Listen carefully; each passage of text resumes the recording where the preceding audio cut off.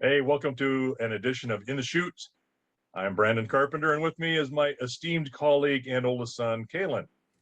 Hey, Kalen, instead of you coming up with something today for In the Chute, I would kind of like to do a follow up to our hour-long Hashknife hangouts that we talked about with hay and whether or not we're going to be able to keep a herd or not. Um, it's something we didn't cover in that, but it's kind of a reality. Is we've got no hay, or we've actually procured a little bit of hay, but at this point, it looks like we'll have to liquidate half of our herd.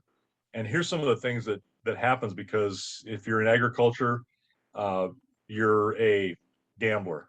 Um, Not because you want to be, but it's just the nature of it with, uh, Mother Nature, markets that are manipulated, all kinds of things like that. But let's say that we liquidate half of our herd because I can't find any more hay.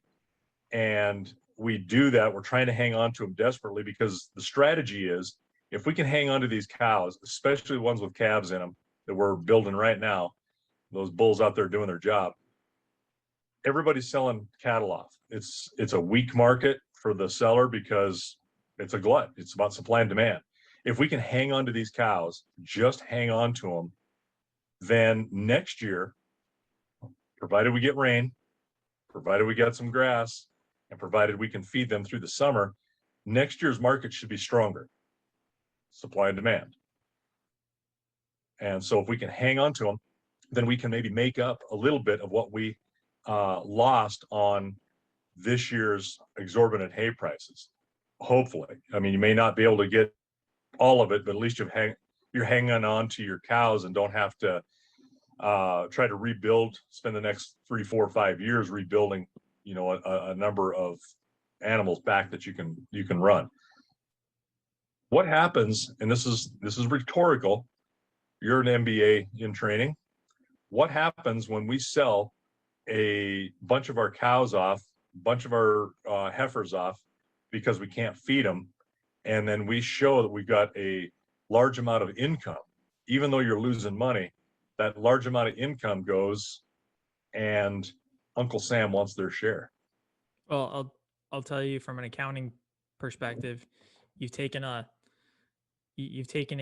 good or a product that you have essentially in your inventory. So let's say our warehouse is the pasture, our inventory is the cattle, and you have now liquidated the cattle, your inventory for cash. So on the left side of the spreadsheet, you've just swapped one for one. So you'll do like, let's say negative 100,000 to make it an even number, negative 100,000 from your inventory, but you've increased in 100,000 cash. Well, because you also did that, you gained money from your inventory, which goes over to your profit side on the other side of the spreadsheet.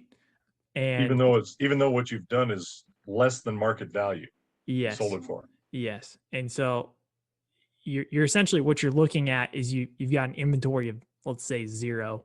Your inventory you just reduced from zero to negative whatever. Well, that negative whatever actually creates a positive on the other side, which is therefore your profit for the year. Well, what happens to profit? You get tax.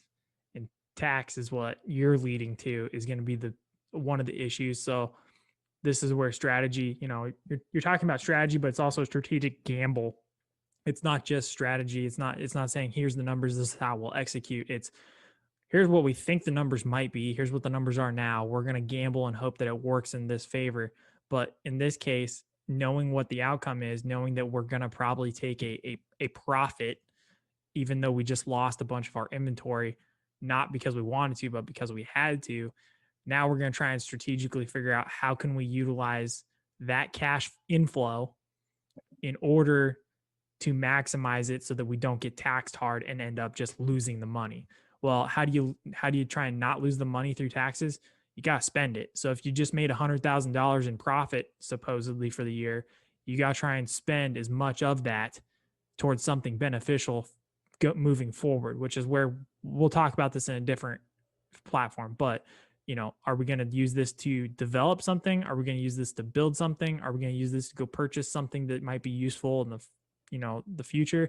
We don't know, but there's a strategic gamble and assessment that we're utilizing in order to make that decision post profit margins. Right. Well, and you have to look at for us, because we're all dry land and dependent completely on other hay production and Mother Nature that we got pasture to run. What is the logical thing for us to do? Now, one of the things, because I believe that the governor has declared this a disaster area. It's an drought. emergency. Yeah, it's an emergency. So supposedly you've got 3 years of deferred taxes. So that's where our accountant's going to come in. And so that's why I understand. I have not talked to him. I've got to talk to him. We need to go and talk to him before we sell a cow. I would say, knowing what I know with that, it might be worth having a lawyer and the accountant sit down with you. It's just about, yeah, well, and it's, I mean, you're going to do what you got to do. And if you have to sell them because you can't feed them, it doesn't matter what it is. But again, it goes back to the government. On paper, you've just made a profit when in actuality you haven't. It has the appearance of that. Right. And that's where I'm kind of getting at is, do you take that money and now, again, gamble, because you got to be a gambler, or you're taking risk at the very least.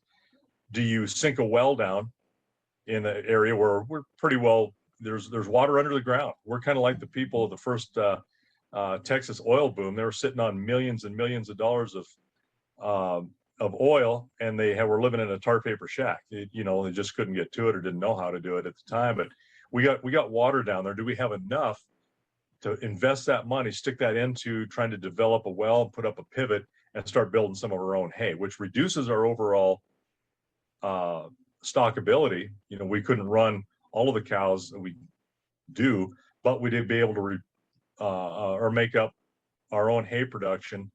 And that means getting back into buying equipment, paying for that pump, paying for that water, seeding that ground, the whole works. That's where I talked about trying to take we're pivoting. Well, yeah, it's where trying to take advantage of the situation that you've been forced into. It's not something we want to be in, but right. You're not taking advantage. We can to stretch it. You're minimizing the damage. Yeah, that's probably a better way to put it. Yeah. So, and hopefully over time are able to recoup that loss where it's not as harmful. So anyway, yeah, just kind of one of those things that, I don't think people realize, and we don't know the extent of the damage yet, because, we haven't taken any cattle to town, and as every day that goes by, the market drops. And don't forget, to those who are watching or listening, we're going to get the supposed profit. I keep saying supposed because it's very important to understand that a supposed profit for the sale of these cows, but we also have to provide a fee per head, which is coming out of our pockets, because otherwise we can get charged $7,500 per head in fines if we do not pay that fee. So that's another thing too, is we might be making this profit or whatever, but there's still money coming out of our pocket to do so. Yeah, it's called a beef checkoff, which is all of the advertising and the beef promotion that takes place. That it's a mandatory, it's not voluntary, it's a mandatory $1 per head, which I'm okay with. I struggle with the mandatory part of that, but I'm sure if people could do it and get away with it, and they sold 200 head of cattle, you go, well, that's $200 in my pocket. We got to pay for some of that, but there's been court cases over it, and it's mandatory. It's there for the Montana Beef Council or the National Beef Council.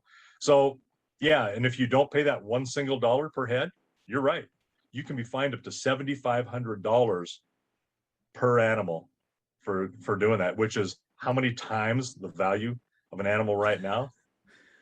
100 times. At least 8. 100 times. At least 8 times the value of an animal. Yeah. Well, you take if an animal is worth, or I'm not sorry, not 100 times, but 10 times. If an animal's worth $750, which some of them are right now. Yeah. We sold a cow calf pair for $1,100. So add 10 times to that for just the fine per animal. So it's a big fight, but that's a small portion. I'm thinking more about what goes to the government, and they're here to help us. Anyway, there you go. All right, we'll put that one to pasture before it goes down a trail we don't want to be at.